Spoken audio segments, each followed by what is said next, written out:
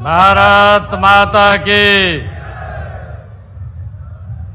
आज ये मेरा परम सौभाग्य है कि गुरु गोरखनाथ परकोत्सव के इस राज्य स्तरीय कार्यक्रम में आप सबको श्री गुरु गोरखनाथ जी के परकोत्सव की बहुत बहुत बधाई और शुभकामनाएं देता हूं।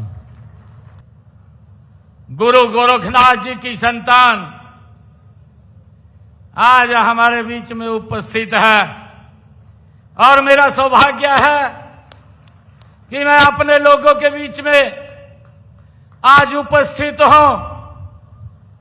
मुझे भारत के आध्यात्मिक और सांस्कृतिक उत्थान के प्रेरणा स्रोत महायोगी गुरु गोरखनाथ जी के इस स्मृति समारोह में उपस्थित होने का आप लोगों के बीच में ये अवसर मिला है। मैं आप सबको प्रणाम करता हूं, आप सबको दिल से धन्यवाद करता हूं कि हमने शहरी स्थानीय निकायों में भी पिछड़ा वर्ग बी को मेयर और प्रधान के पदों में 5% तथा सदस्यों के लिए संबंधित पालिका में उनकी संख्या के 50% के अनुरूप में आरक्षण देने का ओबीसी को काम किया है।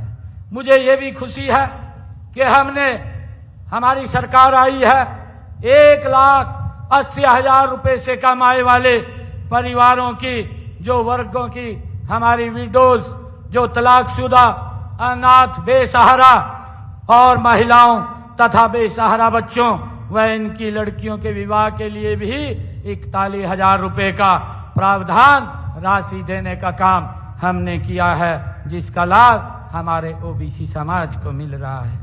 गरीब व जरूरतमंद परिवारों को भी स्वास्थ्य सुविधाएं उपलब्ध कराने के लिए आदरणीय प्रधानमंत्री जी ने आयुष्मान कार्ड, जो 5 लाख रुपए का अधिकार वो दिया जा रहा है, हरियाणा के अंदर चिरायुष के साथ जोड़ करके हमने 20 लाख से ज्यादा लोगों को आयुष्मान योजना का लाभ दिया है, जिसके ऊपर अगर उसको कोई दिक्कत परेशानी आ जाती है तो उसको किसी की तरफ देखने की जरूरत नहीं है।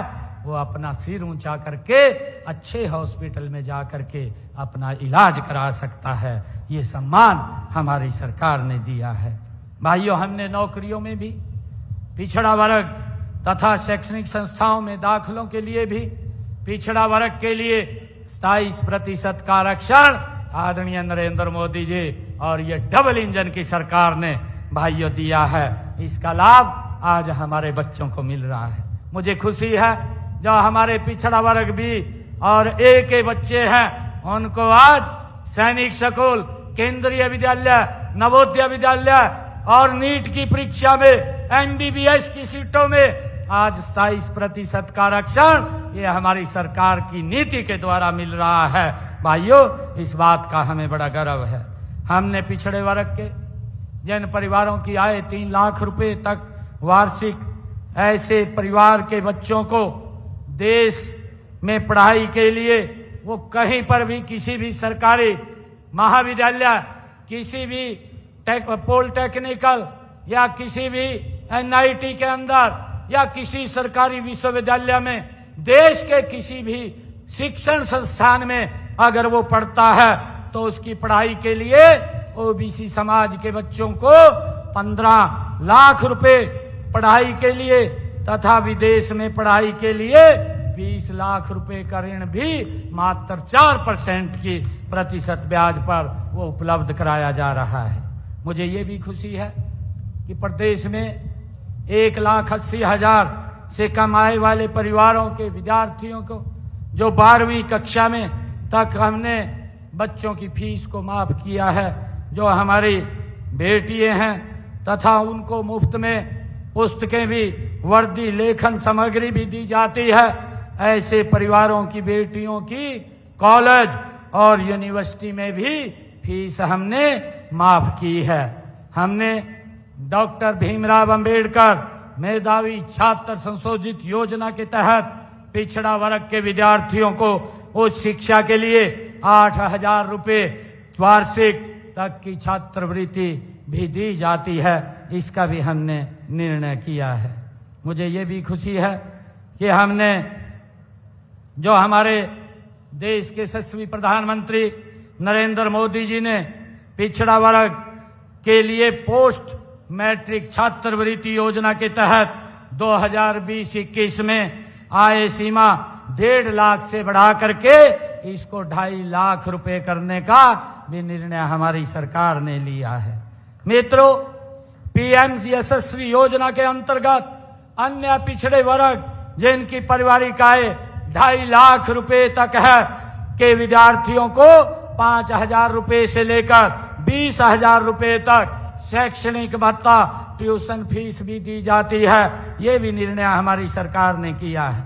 वर्तमान सरकार के शासनकाल में पिछड़ा वर्ग के लगभग 8,000 लोगों को स्वयं रोजगार के लिए लगभग 62 करोड़ रुपए के ऋण भी प्रावधान को ऋण भी देने का काम हमारी सरकार ने किया है। मुख्यमंत्री अंत्योदय परिवार उत्थान योजना के तहत स्वयं रोजगार के लिए अब तक 50,000 लोगों को ऋण उपलब्ध किए जा चुके हैं।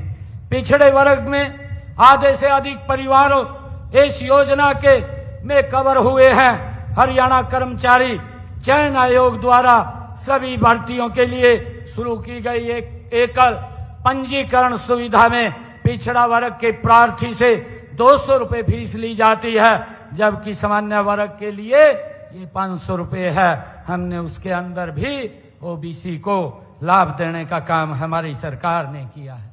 हमने चाहे केश कला बोर्ड का गठन किया है, चाहे माटी कला बोर्ड का गठन करके ओबीसी समाज को उसमें प्रोत्साहन देने का काम हमने किया है। मुझे खुशी है कि हम इन संतों और महापुरुषों के द्वारा दिखाए हुए मार्ग के ऊपर हमारी सरकार गति से चल रही है। हम सबके कल्याण व उत्थान के लिए हमारी सरकार समर्पित है। इसमें भी सबसे पहले सबसे गरीब के लिए जीवन स्तर को ऊपर उठाना हमारा लक्ष्य है। हमने अपने संकल्प पत्र में जो बातें कही थी उन बातों को हमारी सरकार गति से लागू कर रही है। मुझे ये भी खुशी है, हमने हरियाणा प्रदेश के अंदर जब चुनाव चल रहा था उस चुनाव के दौरान कहा था 25,000 बच्चों को हम सप्तवाद में लेंगे, पहले ज्वाइनिंग लेटर देंगे, बिना पर्ची बिना खर्ची के 25,000 युवाओं को नौकरी देने का काम हमारी सरकार ने किया है। भाइयों, मुझे ये भी खुशी है कि हमने अपने संकल्प पत्र में कहा था जिन परिवारों की आय 1,80,000 रुपए से कम है ऐसे परिवारों को 500 रुपए का गैस का सिलेंडर उपलब्ध कराया जाएगा। आज मुझे खुशी है इस योजना से हर घर हर गृहिणी योजना से जुड़ करके 17 लाख परिवारों तक हम ये 500 रुपए का गैस का सिलेंडर पहुंचाने का काम ये हमारी सरकार कर रही है। मुझे खुशी है कि हमने जो संकल्प पत्र में वायदे भी किए थे उन वायदों को भी हम गति से आगे बढ़ाने का काम कर रहे हैं। हमने ये भी कहा था कि हम अपनी बहनों को 2100 रुपया महीना लाडो लक्ष्मी योजना के तहत देंगे। उसकी इस बजट सत्र के अंदर मैंने अपने बजट के अंदर भी इस बात की घोषणा की है और मैंने कहा कि 5,000 करोड़ रुपया मैंने लाडो लक्ष्मी योजना के लिए सुरक्षित रखा है।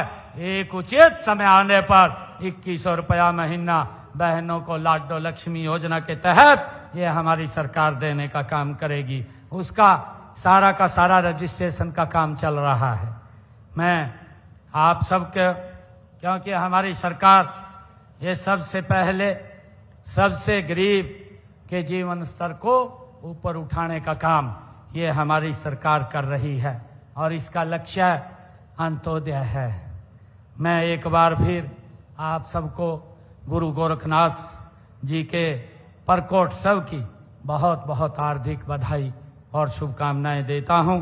आप सब इतनी संख्या में आए और जोगी समाज ने आज जो ये भव्य कार्यक्रम गुरु गोरखनाथ जी के प्रकोत्सव के ऊपर किया है, इसके लिए सभी को मैं बहुत बहुत बधाई देता हूं, शुभकामनाएं देता हूं।